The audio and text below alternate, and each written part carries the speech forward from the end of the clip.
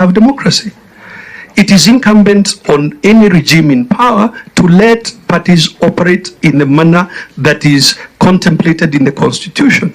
So the continued aggression against Jubilee Party, the fact that Jubilee Party and other parties, when they change parliamentary leadership, for example, those changes are not implemented because speakers have taken a partisan view. It is well known, for instance, that Jubilee Party and Azimio coalition have communicated changes to who should be the deputy whip in the assembly, and this has for more than 6-7 months not been acted upon by the speaker. So it is clear and that if we continue on this trajectory, we will certainly go back to where we were in the days of a single party system. On the question of resources of Jubilee Party, and these are matters being also contested in court, the evidence is that the masqueraders have been allowed by certain actions of officers of state to access Jubilee resources from their accounts. Citizens go to the streets because all other avenues are closed to them.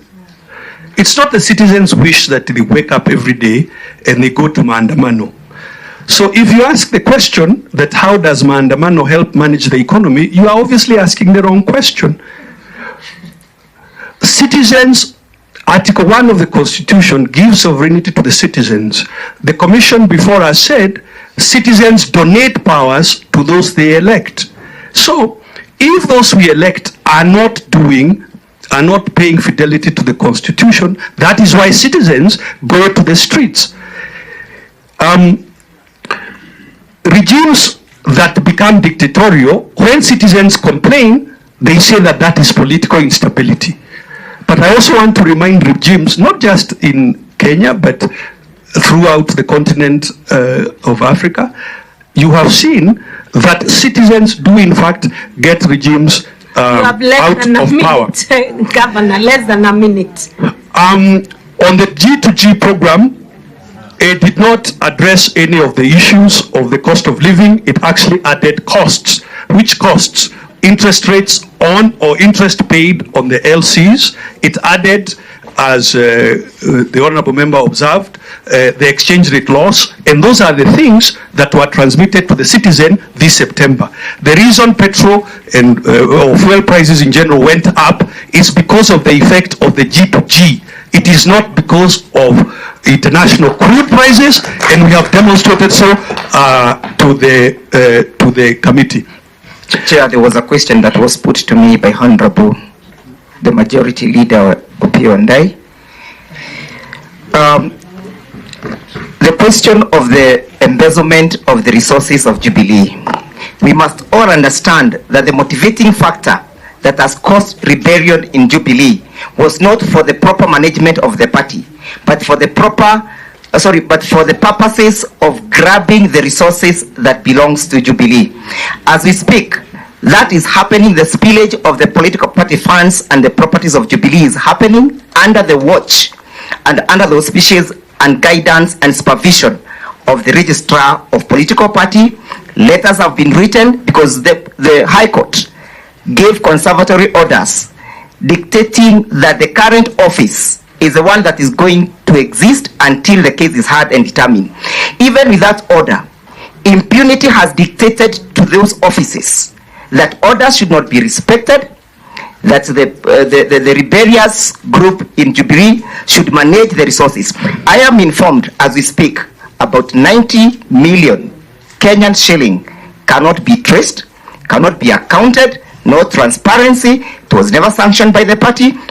That is the kind of the democracy we have established. Finally, on the question of the impartiality of the Speaker of the National Assembly, that must be addressed. There is no way a ruling coalition can have a partner who becomes the head of the second or third organ of government being an affiliate of a leading coalition. You can never have impartiality, and that is why currently Honorable Sabina Chege, despite the fact that she has been whipped by the political party, still holds out, masquerades, and holds out as the chief whip for the party. Thank you so much, Governor. May I just answer the question by Honorable Amalwa? Yeah. 30 seconds, Governor. Kindly, you'll agree with. You've now done 1.5 hours. The specific numbers are the following. I'll just read the numbers. 24,499 polling stations for the Azimio candidate, 21,703 polling stations. You asked what is it in terms of electoral wards?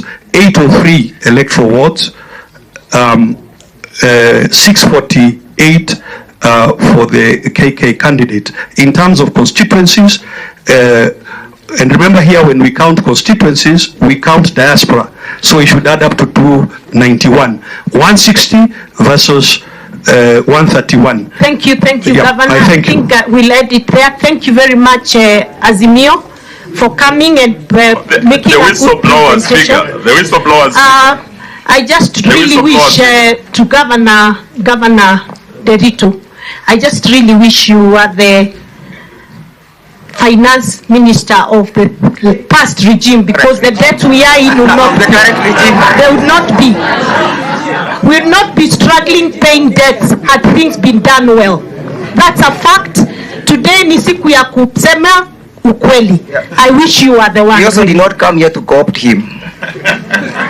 But I think they'll do a good job as an opposition. We thank the committee for the time accorded us. Thank you. Thank you, Governor. Asante sana. Please use the door to the right to exit so that the others can come in. Thank you. The Coast Parliamentary Group. You know there are other people who came way earlier. Yeah. Way earlier. Well, CPG go up. Where is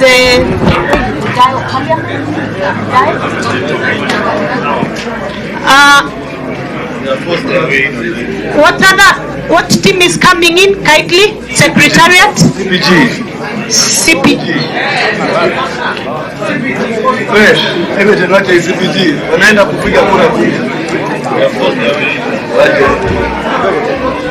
You know we have how many more agreements?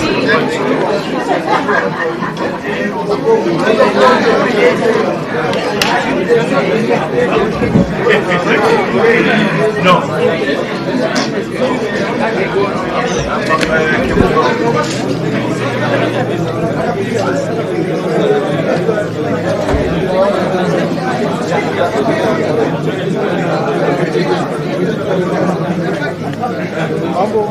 National Commission, kindly, if you are exiting, hi Patty Onyango, Asante, good to see you. If you are exiting, kindly do so quickly and silently, kindly.